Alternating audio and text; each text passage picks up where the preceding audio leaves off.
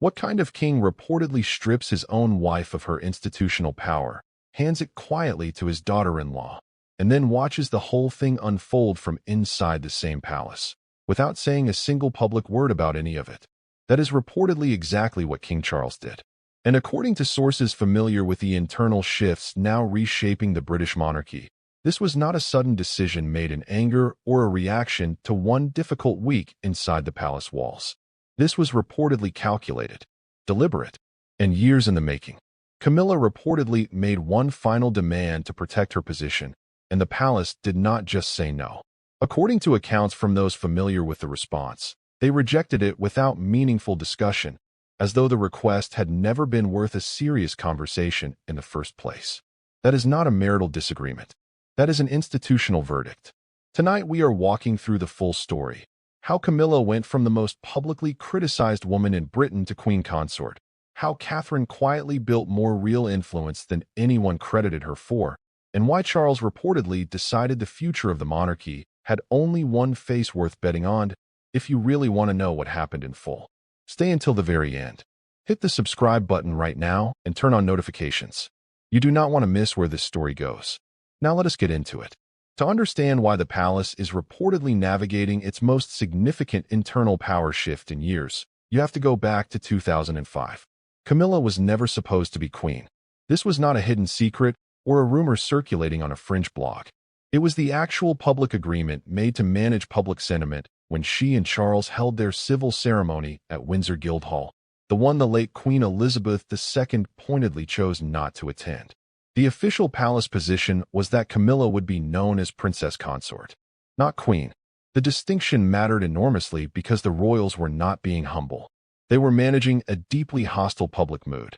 Diana's memory still commanded more genuine public loyalty than Charles and Camilla combined, and placing a Queen Camilla before the British public so soon after Diana's death would have been, by most serious assessments, damaging for the institution at a moment when it could not afford further damage.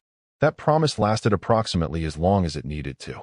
When Queen Elizabeth II died in September 2022 and Charles ascended to the throne, Camilla rose alongside him as queen consort without hesitation. The princess consort agreement was quietly set aside. The palace communicated through its actions that the original understanding had simply been superseded by circumstances, without formally acknowledging that a promise had been made and then unmade. After decades of being cast as the central villain in the story of the most beloved royal of her generation, Camilla received the crown regardless. The apparent institutional lesson was that duration and survival are eventually rewarded, regardless of what was publicly promised along the way. But even with the title formally secured, sources suggest Camilla was standing on genuinely unstable ground from the moment the reign began. People familiar with the internal workings of the palace claimed she was regularly excluded from the significant conversations a queen consort would reasonably expect to be included in. Her office was reportedly kept at a distance from succession planning and long-term institutional strategy. Decisions about charitable direction, public messaging, and the monarchy's future positioning frequently bypassed her entirely. She had the title. She had the ceremonial role. She had the seat at state dinners. The actual operational influence was reportedly kept somewhere she could not access. The public narrative presented about Camilla and Catherine was one of warmth, professional solidarity, and mutual support between two women navigating the particular pressures of the same complicated institution. The reality behind closed doors, according to accounts from those familiar with the dynamic, was considerably colder and more carefully managed. These were two women who occupied entirely different worlds within the same family structure. They were professionally courteous when required to share a room, and inside the British royal family, professional courtesy functions as a basic operational requirement rather than a genuine emotional expression. The warmth the public narrative suggested was, by accounts from those familiar with the situation, largely a performance maintained for the cameras rather than a reflection of genuine closeness. When the cameras were gone, so was the warmth. What remained was the careful, measured politeness that exists between two people who understand they are not natural allies, and who are both experienced enough to ensure that understanding never becomes publicly visible. Each woman understood her position clearly. Each understood the others. And the distance between those positions was not closing over time. It was being managed, which is a meaningfully different thing from being resolved. That managed distance held for years. But beneath the surface, the balance of institutional weight between them was already beginning to shift in ways that would eventually make the distance impossible to manage quietly. While the world spent several years consumed by the sustained drama surrounding the Duke and Duchess of Sussex, the books, the interviews, the documentary projects, the seemingly continuous cycle of public grievance and response, a considerably more significant development was reportedly unfolding inside the palace without attracting comparable attention. Catherine was not simply fulfilling the ceremonial requirements of her role while waiting for her position to evolve naturally over time. According to sources familiar with her activities during this period, she was methodically building a level of genuine institutional influence that caught experienced palace observers by surprise, not because the ambition was hidden, but because the execution was so disciplined that it rarely generated the kind of friction that attracts media attention. Her early childhood development initiative was the clearest visible evidence of this. This was not the standard royal charitable arrangement where a prominent name is attached to an existing cause and appears at the annual event. Catherine reportedly brought government officials and leading scientists into substantive working conversations about neuroscience, early developmental policy, and measurable social outcomes. She was performing the kind of policy-adjacent work that generates credibility in rooms where a royal title alone is insufficient. She was speaking the language of evidence and impact rather than the language of ceremonial presence. Sources suggest that even Charles could not ignore the fact that she was becoming the most credible working royal in the building, and that her credibility was being built on substance rather than on public affection alone. Then came the health crisis, and everything accelerated faster than anyone inside the palace had prepared for. In early 2024, Catherine publicly announced she had been diagnosed with cancer following abdominal surgery. She delivered the news herself, directly, in a personal video statement that was fundamentally unlike the managed communications the palace typically produced around sensitive matters. The public reaction was not the polite, controlled sympathy that royal announcements usually generate. It was immediate, genuine, and on a scale that took the institution by surprise. People gathered outside Kensington Palace without being organized to do so. The emotional response felt, to those covering it, closer in texture to the grief that followed Diana's death in Paris in August 1997 than to any typical public response to a royal health announcement. That comparison is uncomfortable for the institution. It is also, by honest assessment, accurate. How Catherine handled the months of recovery that followed reportedly shifted her position inside the palace in ways that no scheduled engagement program could have achieved. She did not allow the institution's public relations needs to override her personal recovery. She protected her children from the full weight of the situation. She communicated with the public directly and without the usual layers of palace management between herself and the people she was addressing. By late 2024, reports suggested Charles, navigating his own cancer diagnosis simultaneously, had been observing her approach and drawing conclusions about the monarchy's future that extended well beyond the immediate health context. The question reportedly circulating inside the palace was straightforward. When the next serious institutional challenge arrives, who in this family genuinely has the public's trust? The answer, according to those familiar with the internal conversations, was becoming difficult to dispute. By spring 2025, what had previously circulated as internal palace rumor had reportedly become documented institutional reality. Major outlets were reporting that Charles was formally redistributing significant responsibilities away from Camilla's sphere of influence and toward Catherine's. This was not a temporary reallocation during a period of health recovery or a minor adjustment to public engagement schedules. According to sources familiar with the restructuring, this represented a deliberate and systematic transfer of institutional weight, reducing Camilla's operational influence while repositioning Catherine as the monarchy's present-tense asset rather than a future one still being developed. The most tangible evidence emerged through the patronages. In the working structure of the royal family, patronages are not charitable hobbies or biographical details. They are the primary mechanism through which working royals justify their public function and demonstrate ongoing relevance.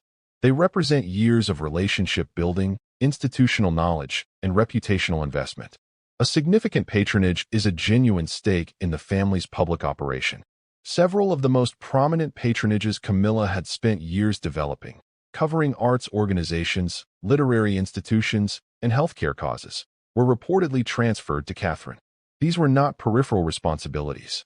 They represented the core of Camilla's working identity as queen consort. Losing them was not a scheduling adjustment. It was, according to those familiar with her response, something closer to a systematic removal of the work that defined her institutional role. Beyond the patronages, a second and arguably more consequential shift was reportedly occurring in the structure of access around the king. Where Catherine's engagement with Charles's senior advisory networks had previously been managed through formal channels, standard protocol for a princess of Wales who had not yet ascended, she was now reportedly being included in conversations that would previously have remained between the monarch and his consort exclusively. The advisory structure around Charles was expanding in one direction only, toward Catherine, and by extension, toward William. The palace issued no statement acknowledging any of this. Royal institutions do not communicate through transparency on matters of internal power redistribution. They communicate through action, through what happens rather than what is said. And what was reportedly happening, read cumulatively by people who had spent careers learning to interpret that institutional language, told a story that was increasingly difficult to attribute to coincidence or natural evolution. If you are still watching at this point, drop a comment below right now with the words "I am still here." Let us see who is genuinely following this all the way through. Hit the like button while you are there. It takes 1 second, and it genuinely helps more people find the royal pulse. Now, here is where Camilla stops watching quietly and decides to respond. Camilla was not, by accounts from those familiar with her response, absorbing any of this passively. Beneath the composed exterior she had spent 30 years constructing through some of the most sustained public criticism any figure in modern British life has endured, something was reportedly building toward a direct response. According to royal commentator Angela Levin, a journalist with long-standing sources inside the palace who has covered the king extensively, Camilla reportedly made a formal and direct demand at this point. She reportedly wanted a written guarantee, not a verbal reassurance offered privately, not an informal understanding between husband and wife. A documented, formal commitment that her rank, her remaining responsibilities, and her institutional status would be protected from further reduction, regardless of how public opinion continued to shift or how Catherine's influence expanded. Sources described it, according to accounts from those familiar with the situation, as a direct request for contractual protection delivered at precisely the moment the family around her was already managing multiple overlapping pressures. The palace's response, according to those familiar with the outcome, was an unambiguous rejection, not a negotiation, not a counterproposal, a refusal. The official reasoning relayed through sources familiar with the internal response was that the monarchy required institutional flexibility, the capacity to respond to shifting public trust, changing generational dynamics, and the evolving requirements of a modern constitutional institution. A written guarantee, the argument went, would constrain that flexibility in ways the institution could not responsibly accept. The palace reportedly communicated that the rejection was in Camilla's own interest, which is the particular kind of institutional language that means the decision has already been finalized and a justification is being constructed around it. Camilla could reportedly keep the title. She could retain her place in state occasions and official ceremonies. The visible elements of her position remained formally intact. The operational influence, the substantive involvement in patronages, advisory access, and institutional decision-making was no longer available to her in documented form, because documenting it would make it significantly harder to remove when the institution decided removal was necessary. According to people reportedly close to Camilla, her response was not a public confrontation, not a leak to the press designed to generate external pressure, and not a visible scene inside the palace. She went silent, and those familiar with how the palace operates say that particular silence, deliberate, pointed, and sustained, communicated everything she chose not to say aloud. Charles has spoken consistently throughout his reign about his vision for a leaner, more focused monarchy, fewer working members, greater public accountability, a smaller team capable of demonstrating genuine relevance to a contemporary public. This was not rhetorical positioning for a speech. It was a formal policy direction that had already begun reshaping the institution's working structure in visible ways. Applied honestly to the current configuration of the royal family, the conclusion that logic produces is uncomfortable but clear. In Charles's long-term assessment, according to reports from outlets including The Guardian and The Times, the future of the monarchy is not configured around him and Camilla as a working partnership. It is configured around William and Catherine, the only figures in the family with the combination of public trust, generational positioning, and demonstrated resilience that the institution requires to remain credible across the coming decades. Charles was reportedly not supporting Catherine from a supportive distance. He was actively investing in her institutional development, reportedly reviewing significant speeches before delivery, opening advisory access that would normally require years of seniority to reach, and using her public handling of her cancer diagnosis as a genuine turning point in how the monarchy positioned itself with a public that had grown increasingly questioning of the institution's relevance. He was treating her, according to those familiar with his approach, the way a chief executive treats a chosen successor, not as a future asset to be cultivated gradually, but as a present one who needed to be in the room immediately. Camilla, in this framework, was being repositioned as a figure of the monarchy's present rather than its future. And beneath that strategic framework sits a dimension of this story that no amount of institutional language can fully account for. Diana has been absent for nearly 3 decades, gone longer than many of her most devoted admirers have been alive. Yet her influence on how the public perceives Camilla and how they have chosen to receive Catherine remains as structurally significant as any official palace policy. When Catherine's cancer diagnosis became public in early 2024, the emotional reaction it generated drew widespread comparisons to the response that followed Diana's death. The comparison is uncomfortable for the institution. It is also, by honest assessment, accurate in its emotional texture. Both moments generated genuine public grief rather than managed sympathy, the kind of response that cannot be manufactured through communication strategy because it emerges from authentic affection rather than institutional direction. Camilla can fulfill every ceremonial obligation available to her. She can attend every state dinner, deliver every prepared address, and appear in every carefully arranged official photograph. It does not alter the fundamental dynamic. The public feeling toward her represents a form of earned respect, genuine in its way, built through survival and duration, but fundamentally different in texture from the emotional investment that Diana generated and that Catherine now appears to be inheriting. Charles, according to those familiar with his thinking, understands this clearly, and he is reportedly making institutional decisions based on it. Step back from the strategy and look honestly at what this story is on a human level. Camilla spent the better part of 30 years as the most publicly criticized woman in Britain. She was held responsible, with a consistency that bordered on cultural consensus, for the breakdown of a marriage that was already in serious difficulty before she became a significant presence within it. She absorbed that public verdict without sustained public defense.